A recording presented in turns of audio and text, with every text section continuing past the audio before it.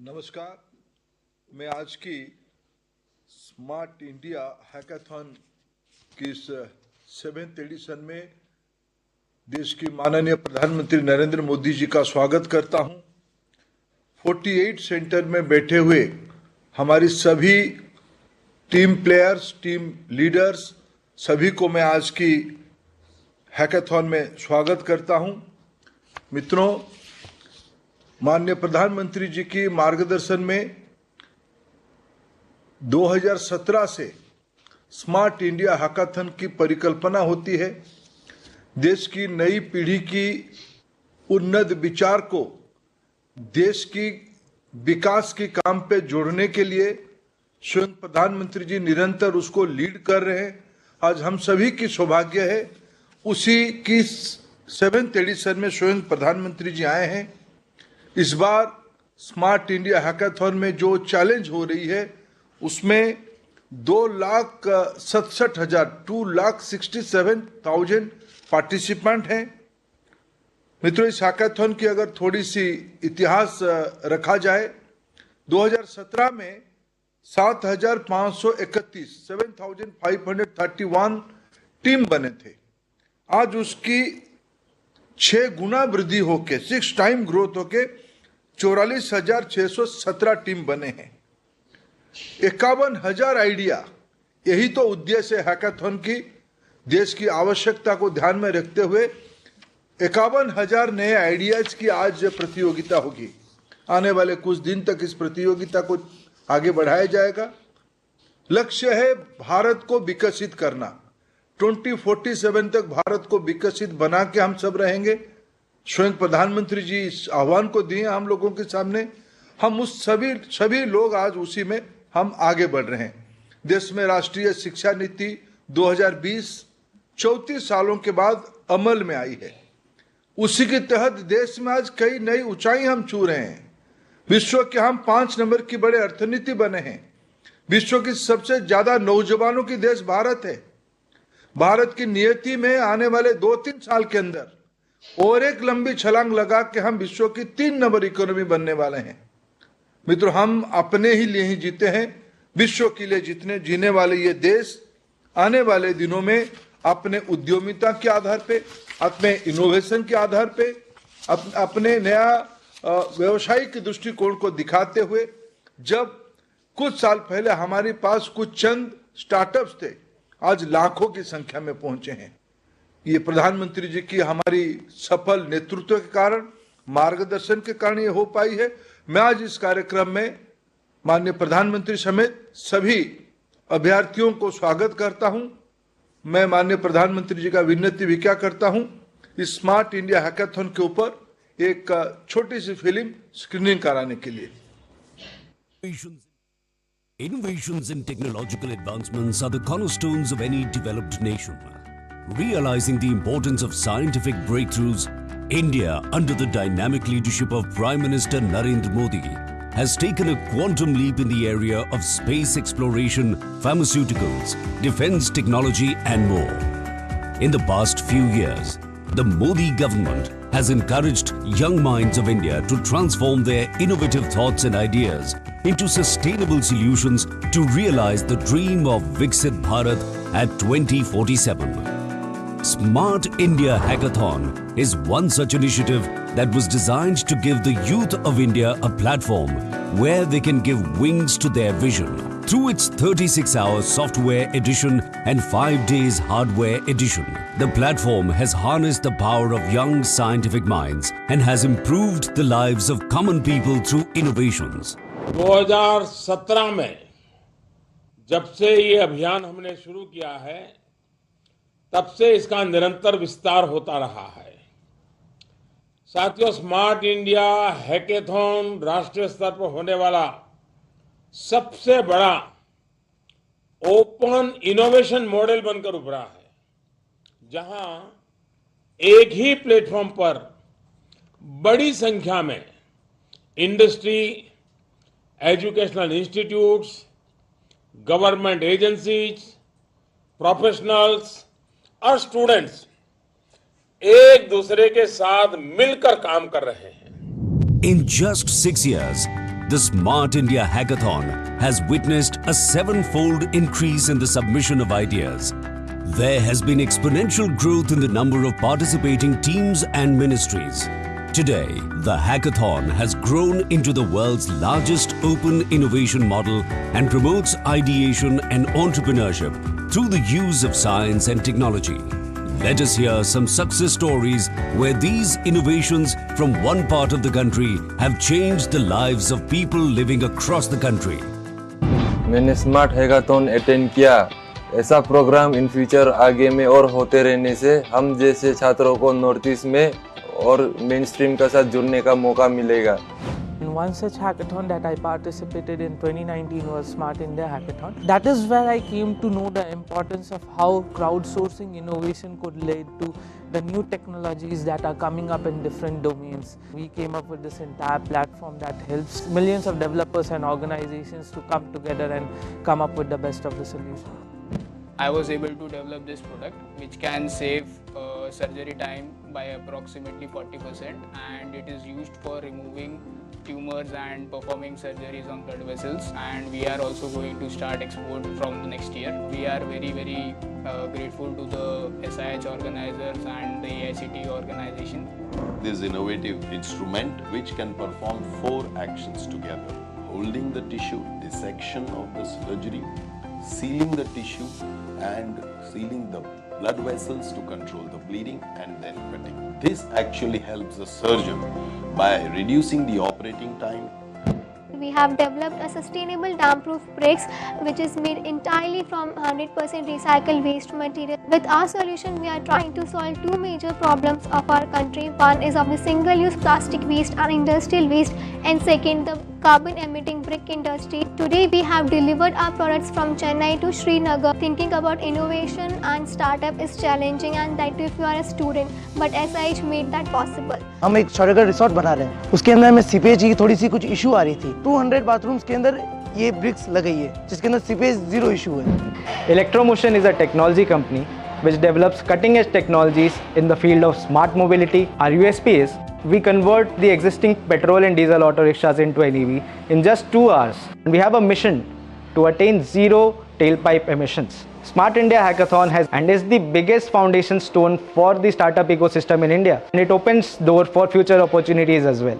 पहले मैं पेट्रोल का गाड़ी चलाता था, मैं अभी इलेक्ट्रॉनिक गाड़ी बिठा रहा हूँ। अभी इलेक्ट्रॉनिक गाड़ी में इनकम है। Smart India Hackathon 2023 will continue the legacy of providing young students the opportunity to display their ideas and turn them into successful businesses.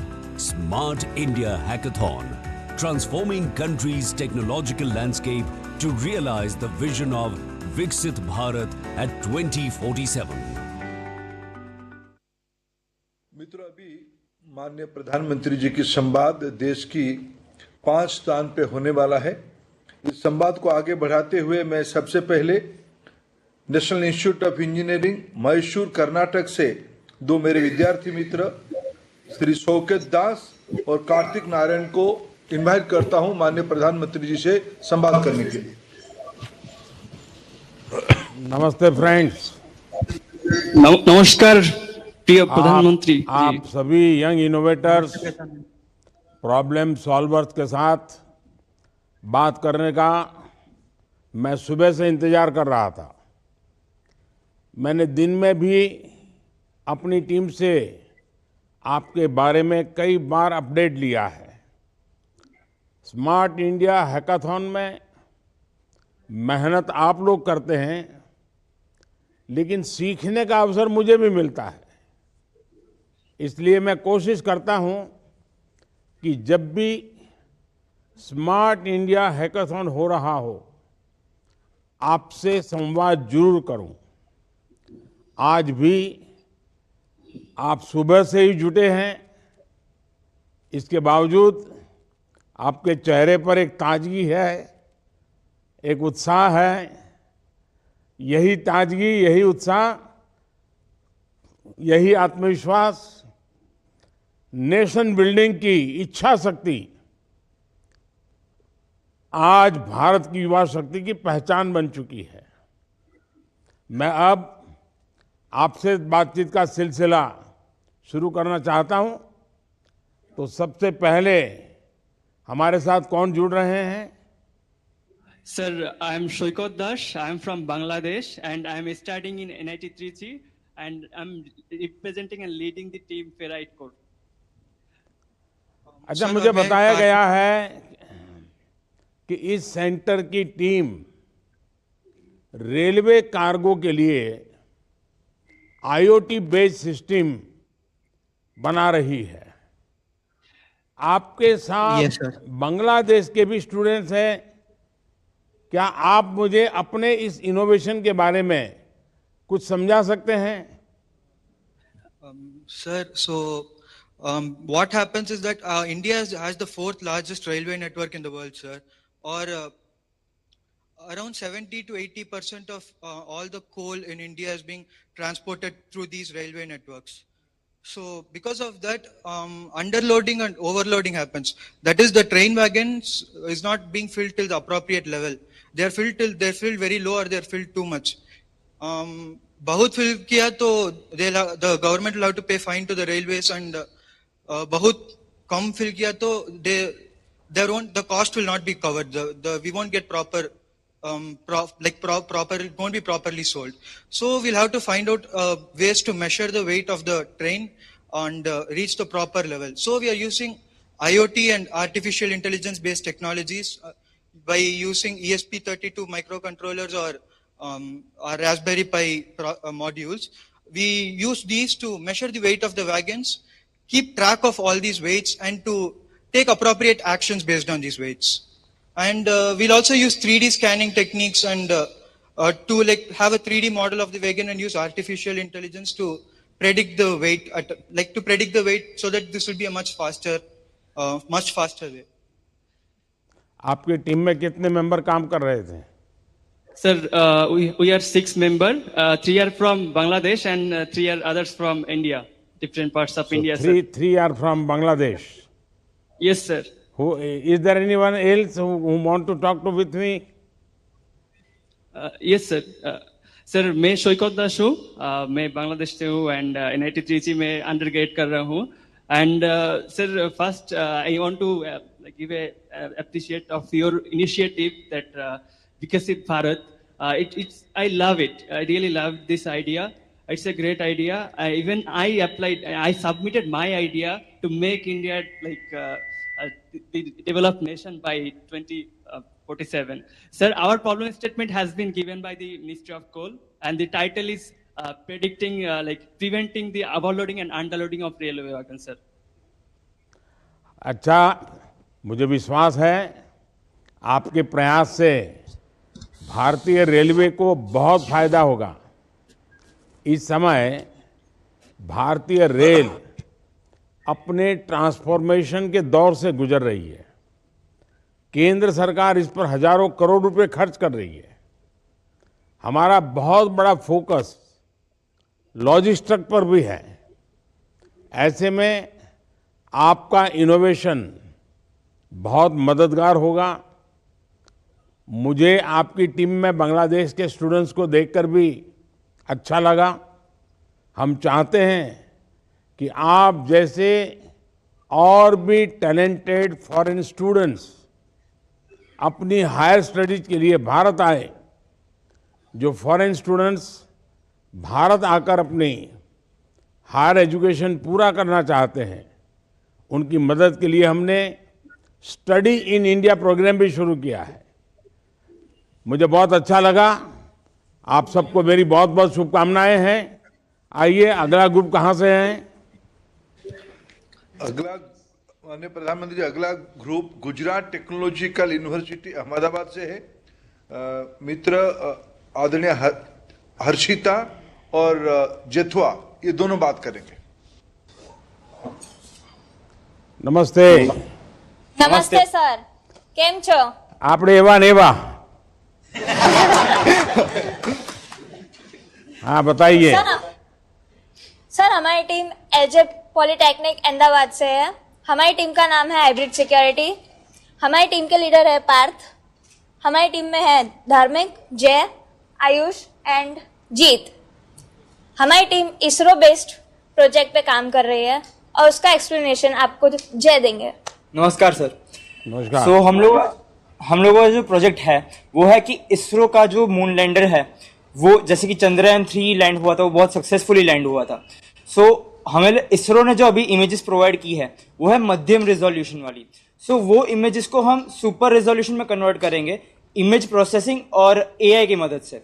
सो वो जो इमेजेस हमें मिलेगी उस इमेज से हम हजार्ड मैप बनाएंगे, मतलब कि जो मून पे क्रेटर्स है और बोल्डर्स है वो सब कहाँ पे है और उसके हिसाब से हम कहाँ पे सेफ लैंडिंग कर सकते हैं वो मिलेगा हमें। और वो दोनों चीज़ों से हमें मिलेगा कि जो नेविगेशन पाथ है वो प्रोवाइड करेंगे कि हमारा अर्थ से मून तक का जो पाथ है वो प्रोवाइड होगा कि कहाँ हम सेफली लैंड कर सके। सो उसके लिए हमारा प्रोजेक्ट है और हम SIH और इंडिया को थैंक यू कहना चाहते हैं ये चीज़ के लिए। आप लोग वहाँ कभी इसरो के लोगों से मिलने गए? इसरो में जो साइंटिस्ट काम करते हैं उनसे कभी चर्चा की इस विषय में, उनसे कोई गाइडेंस लिया, ऐसा कोई प्रयास किया क्या? सर एक बार मैं छोटा है तब गया था इसरो पे और तब मैंने ये चीज़ें जानी थी यहाँ की और उसकी वजह से बहुत अच्छा फील हुआ था। फिर यहाँ पे मैंने देखा कि ये प्रोजेक्ट में प्रॉब्लम ID में है तो हमें लगा कि क्यों ना यही हम चूज़ करें। देखिए जो स्टार्टअप वाले हैं, ज़रा आप एक बार ऑनलाइन जाएंगे तो काफ़ी स्टार्टअप्स हैं जो आजकल स्पेस में काम कर रहे हैं। जी सर। अगर आप उनसे भी कांटेक्ट करेंगे तो हो सकता है आपके नए नए आइडियाज़ वो इंक्यूबेशन और बाद में स्टार्टअप के रूप में बहुत बड़ी मात्रा में उपयोगी हो सकते हैं।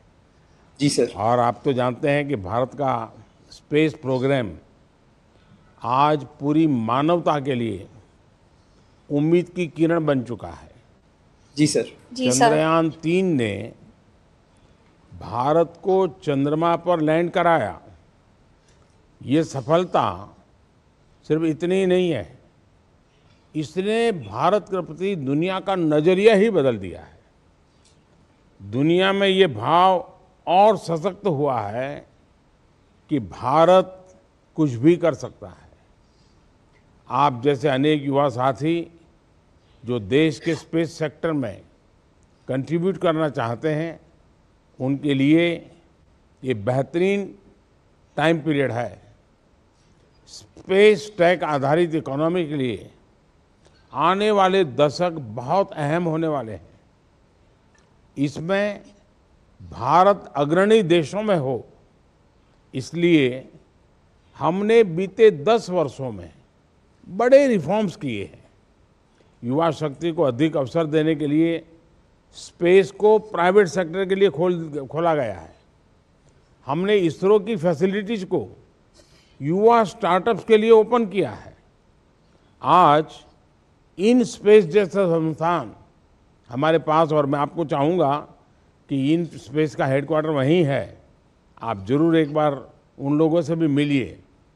जब हम स्पेस टेक्नोलॉजी की बात करते हैं तो ये सिर्फ स्पेस साइंस तक सीमित नहीं है, इससे रोजमर्रा की अनेक समस्याओं का समाधान होता है।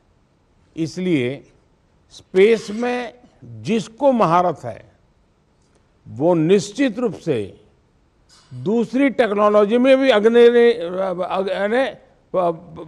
फर्स्ट रो में रहने वाले हैं। चलिए, मेरी आप सबको शुभकामनाएं। अब आगे बढ़ते हैं। अब कौन जुड़ रहा है हमारे साथ? अभी Veer Surendra Sai university of technology Sambalpur Orissa के आदरणीय सैयद सिद्दीकी हुसैन माननीय प्रधानमंत्री जी से बात करेंगे। जय जगन्नाथ। सर नमस्ते सर। सुनाई दिया? जय जगन्नाथ। Yes sir. हाँ, जय जगन्नाथ सर। बताइए सर। मैं कुछ बताऊं अपने बारे में। इससे पहले मैं आपको शुक्रिया करना चाहूँगा ये प्लेटफॉर्म हम तक पहुंचाने के लिए, जिससे हम अपने आइडियाज़ पूरे नेशंस के साथ शेयर कर सकते हैं। सर मैं सैयद सादिक हुसैन हूँ। मैं अपने college Gandhi institute for technology Bhubaneswar की तरफ की एक टीम, हमारी टीम आर्कस को रिप्रेजेंट कर रहा हूँ। हमारे टीम के मेंबर्स हैं अंकित, अध्यक्षा, दीप्ति, अनीश एंड देवाशीष। अच्छा, इस सेंटर पर टीमें बहुत से इनोवेटिव सॉल्यूशंस पर काम कर रही हैं। Yes sir. आप लोगों ने किन चीजों पर बल दिया है? सर हमने मेंटल हेल्थ के ऊपर ध्यान दिया है, स्पेशली बच्चों के मेंटल हेल्थ के ऊपर। और हमारा प्रॉब्लम स्टेटमेंट यही था। यानी मेनली बच्चों की मेंटल हेल्थ पर। Yes sir. हाँ सर, हमने मेंटल हेल्थ को, बच्चों के मेंटल हेल्थ को ट्रैक करके उससे एनालाइज करके एक मतलब एक ऐसे रेटिंग बनाया है जिससे कि पेरेंट्स और डॉक्टर्स को पता चले कि बच्चे के मेंटल हेल्थ किस तरह है और कुछ बुरा होने से पहले ही उन्हें सूचना मिल जाए, जैसे कि वो सही कदम उठा पाए। सर आपने इसके लिए एआई वगैरह का तो उपयोग किया होगा, लेकिन क्या फिजिकली इस प्रकार से बच्चों से बातचीत, उनका कोई टेस्टिंग, ये सब किया है क्या? सर हमारे जो एप्लीकेशन, जो सॉल्यूशन रहेगा, उसमें पेरेंट्स से भी कुछ कुछ सवाल पूछे जाएंगे, जैसे कि बच्चों के व्यवहार, खाने पीने के तरीके, खेलने के तरीके। तो इससे क्या होगा कि बच्चों के बारे में हमें और भी जानकारी मिलेगी, जिससे हम उनके बारे में पता कर सकते हैं कि वो कैसे हैं। अच्छा, इतनी 3 बेटियां भी इसकी आपकी टीम में हैं, कोई बेटी कुछ बताना चाहेगी?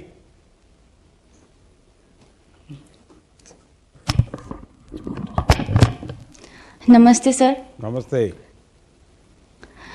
सर, हम ये जो हमारा प्रॉब्लम स्टेटमेंट है, इसको हम इस तरह से मतलब एक सॉल्यूशन लेके आए हैं, जैसे कि ये एक हम एआई यूज़ कर रहे हैं इस मतलब ये जो एप्लीकेशन में, और इससे हम वो जो भी मतलब वो बच्चा होगा उसको हम मतलब वो हमारा एआई जो होगा उसको यूज़ करके हम एक सेफ्टी रेटिंग जनरेट कर रहे हैं 1 से 10 के बीच। तो अगर 5 से 10 तक अगर हमारा वो रेटिंग जनरेट होता है तो हम बस पेरेंट्स को एक मतलब नोटिफिकेशन या फिर अलर्ट करेंगे कि आपका बच्चा मतलब कुछ तो मतलब उसका जो व्यवहार है उसमें कुछ तो है, तो आप ज़रा ध्यान रखिए। अगर 5 से कम है तो हम हमारी जो एप्लीकेशन रहेगा उसमें हम मेंटर सपोर्ट और जो एक्सपर्ट होते हैं वो पेरेंट्स को रिकमेंड करने वाले हैं कि आप मतलब अपने बच्चों को मतलब थोड़ा वो गाइड करेंगे। तो ये होने से मतलब काफ़ी वो पेरेंट्स को, उन बच्चों को और एक्सपर्ट्स को भी मतलब बहुत अच्छा एक ब्रिज बन जाएगी उन लोगों के बीच, तो वो उपकृत होगी इस चीज़ के बारे में। बहुत बहुत बधाई हो, आपका ये प्रॉब्लम एरिया बहुत महत्वपूर्ण है। नौजवानों में मेंटल हेल्थ प्रॉब्लम्स एक ऐसी समस्या बन गई है जिसे नज़रअंदाज नहीं किया जा सकता।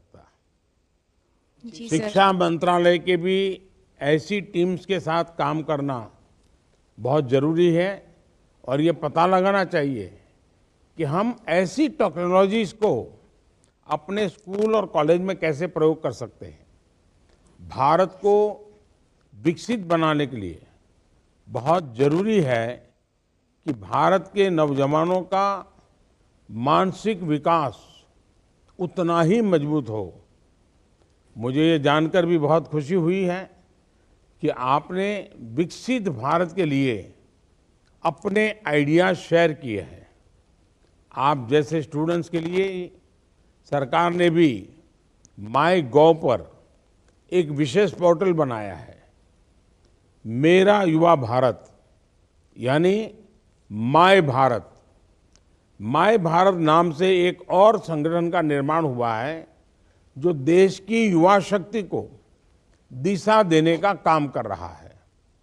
आप भी इसमें अपना रजिस्ट्रेशन जरूर करवाएं। आइए, अगली टीम कहां से है? अगली team Assam royal global university Guwahati से हैं। अभी एआई टूल के माध्यम से, भाषिणी टूल के माध्यम से आदरणीय रेशमा माननीय प्रधानमंत्री जी से संवाद करेंगे। पहली बार हम भाषिणी टूल को इस प्रकार के संवाद में यूज करेंगे। वणक्कम।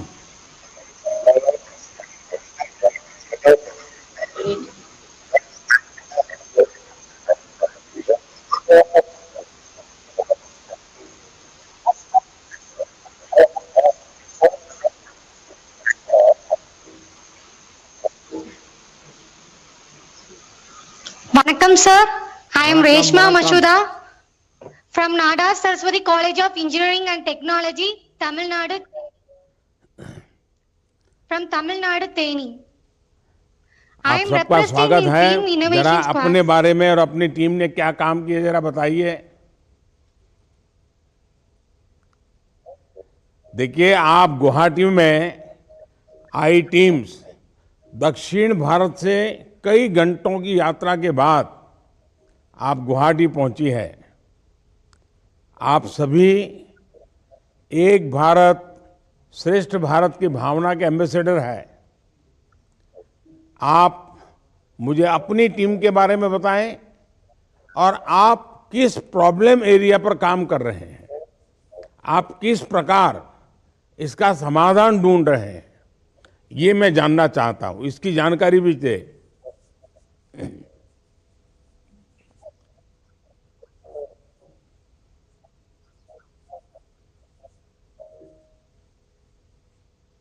Okay, sir. I am representing the team Innovation Squad. I am working with 6 of my teammates, Navin Bharati, Rubini, Sophia, myself Resma, Vigneshwar and Ashwin.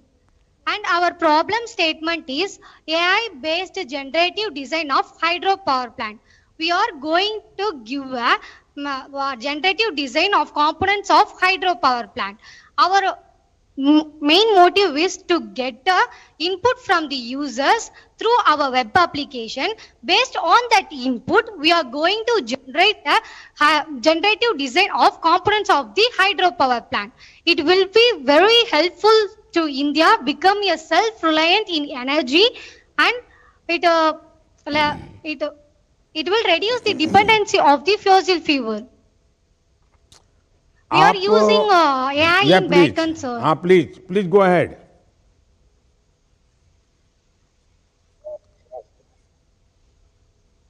Okay, so we are using AI to train our data set in backend, sir. We also went for a field visit Mullai Periyar Dam. On that hydropower plant, we collect some information about the components that are present in the hydropower plant. It is very helpful to develop our project. We gathered some data sets from that hydropower plant, and we are using that in our website. And it is integrated with the AI algorithms to generate a 2D design of the components of the hydropower plant, sir. आप जिस solution के लिए काम कर रहे हैं वो विकसित भारत के लिए बहुत महत्वपूर्ण है। पावर सेक्टर और आर्टिफिशियल इंटेलिजेंस, ये दोनों भारत के फ्यूचर को शेप करने के लिए बहुत जरूरी है। इसलिए इन दोनों को कनेक्ट करने के रास्ते हमें खोजने ही होंगे।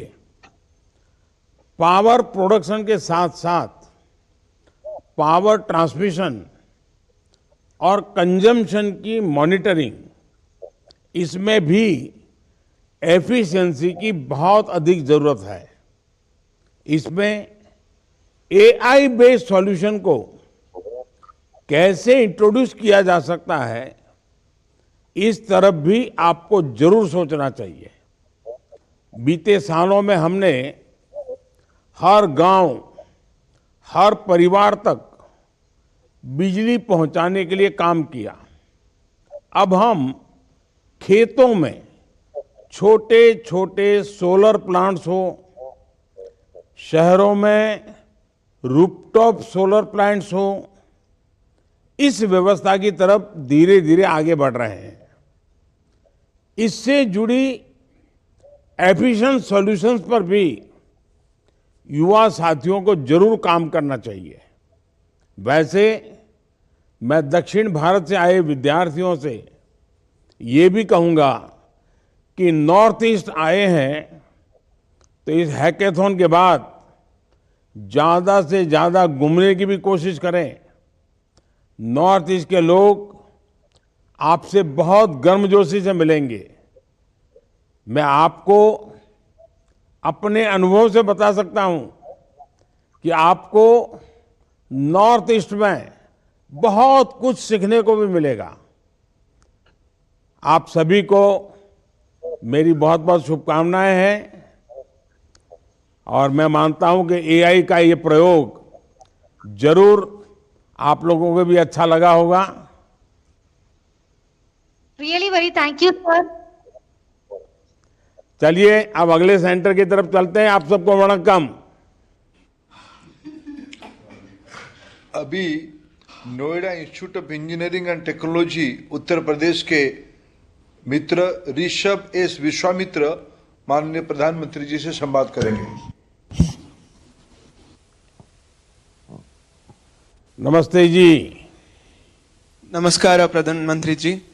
It is an honor and a great pleasure to present to you a solution for detecting phishing domains using artificial intelligence and machine learning, which we have done according to the problem statement provided by the NTRO.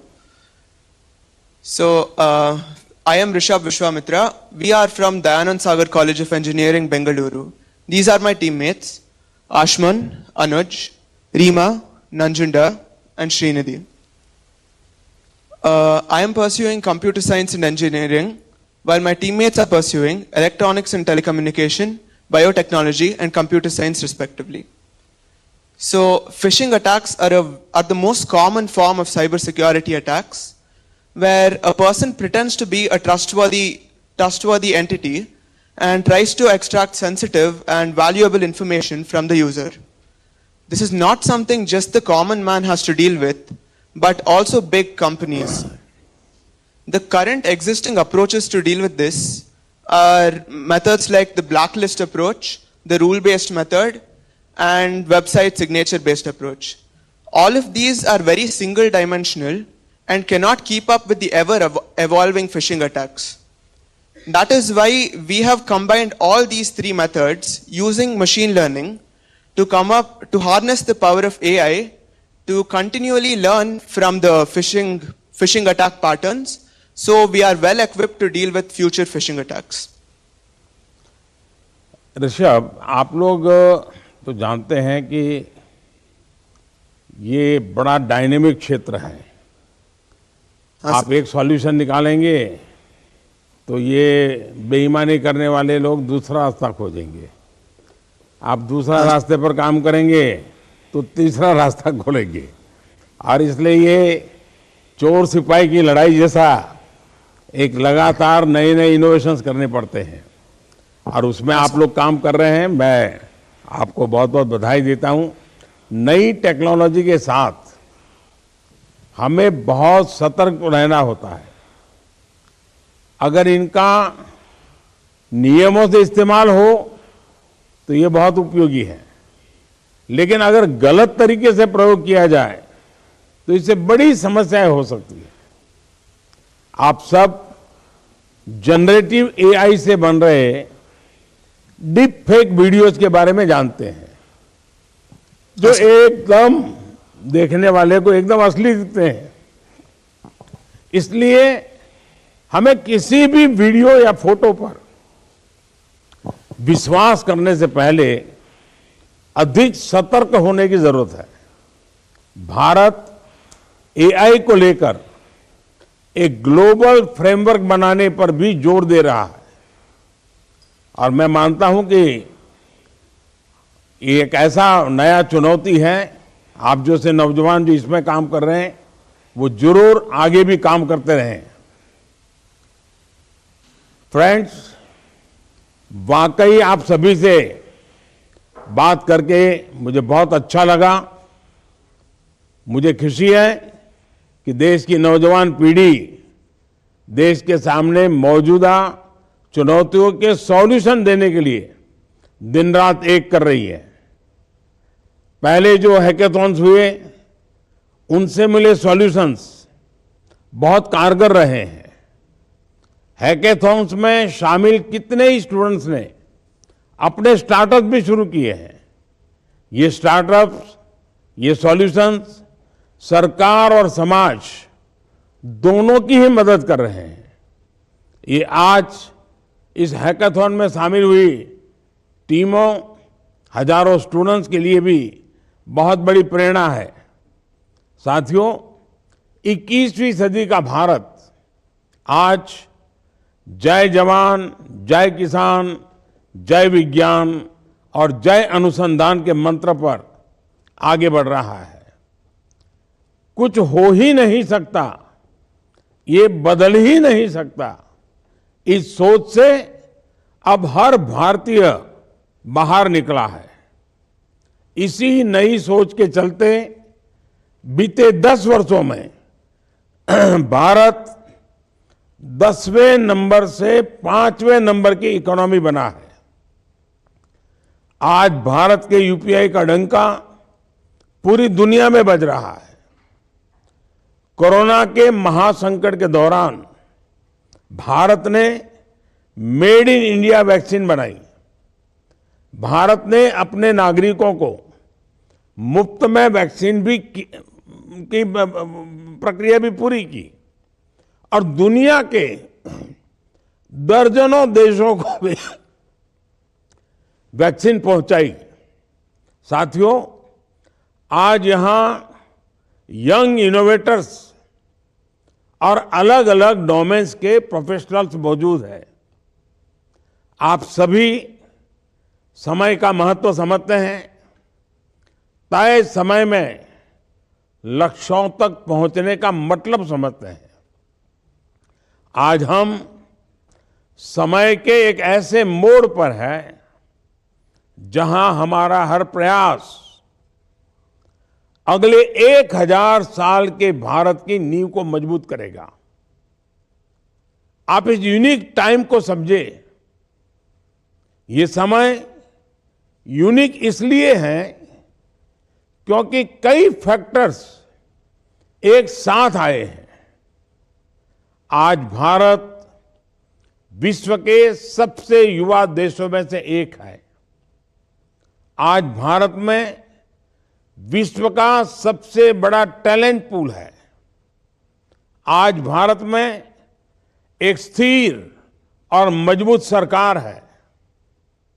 आज भारत की अर्थव्यवस्था record तेजी से आगे बढ़ रही है। आज भारत में साइंस और टेक्नोलॉजी पर अभूतपूर्व बल दिया जा रहा है।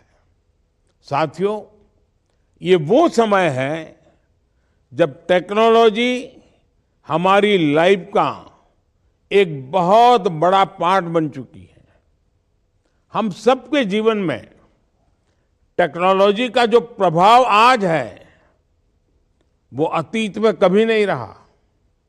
स्थिति ये है कि एक टेक्नोलॉजी के साथ हम पूरी तरह सहज भी नहीं हो सके तब तक उसका एक अपग्रेडेड वर्जन आ जाता है। इसलिए आप जैसे यंग इनोवेटर्स का रोल बहुत ही इंपॉर्टेंट है। साथियों, आजादी का अमृत काल यानी आने वाले 25 साल देश के साथ आपकी लाइफ को भी ये समय एक तरफ 2047 की तरफ की यात्रा और दूसरी तरफ आपके जीवन पूर्ण महत्व के महत्वपूर्ण वर्षों की यात्रा, दोनों साथ साथ है। भारत को विकसित बनाने के लिए हम सभी को मिलकर काम करना है और इसमें आप सभी का सबसे बड़ा लक्ष्य होना चाहिए भारत की आत्मनिर्भरता। हमारा भारत आत्मनिर्भर कैसे बने? आपका लक्ष्य होना चाहिए कि भारत को कोई भी टेक्नोलॉजी इंपोर्ट न करनी पड़े। किसी भी टेक्नोलॉजी के लिए दूसरों पर निर्भर रहना न पड़े। अब जैसे डिफेंस सेक्टर है, आज भारत डिफेंस टेक्नोलॉजी में आत्मनिर्भरता के लिए काम कर रहा है, लेकिन अभी भी डिफेंस टेक्नोलॉजी से जुड़ी कई ऐसी चीजें हैं जिनको हमें इंपोर्ट करना पड़ता है। इसी तरह अपनी मैन्युफैक्चरिंग कैपेसिटी को बढ़ाने के लिए हमें सेमीकंडक्टर और चिप टेक्नोलॉजी में भी आत्मनिर्भर बनना होगा। क्वांटम टेक्नोलॉजी और हाइड्रोजन एनर्जी जैसे सेक्टर्स को लेकर भी भारत की एस्पिरेशंस बहुत हाई है। सरकार ऐसे सभी सेक्टर्स पर विशेष फोकस कर रही है, 21वीं सदी का आधुनिक इकोसिस्टम बना रही है, लेकिन इसकी सफलता आप युवाओं की सफलता पर निर्भर करती है।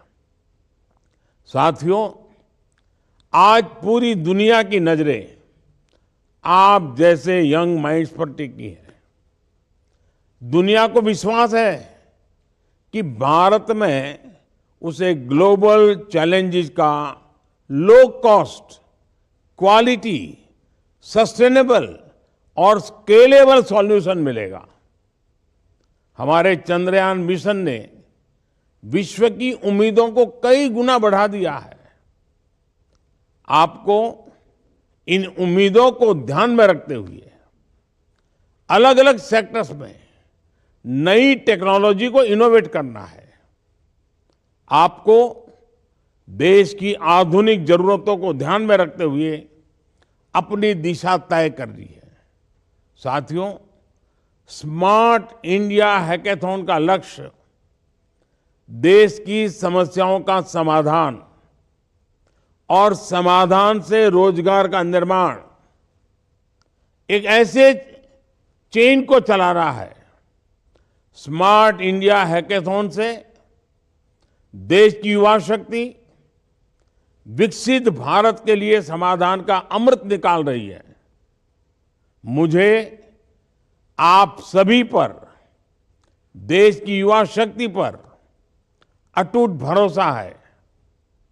आप कोई भी समस्या देखें, कोई भी समाधान ढूंढे, कोई भी इनोवेशन करें, आपको विकसित भारत का संकल्प, आत्मनिर्भर भारत का संकल्प, इसे हमेशा याद रखना है। आप जो भी करें वो बेस्ट हो। आप ऐसा काम करना है कि दुनिया आपको फॉलो करे। एक बार फिर आप सभी को बहुत बहुत शुभकामनाएं, बहुत बहुत धन्यवाद।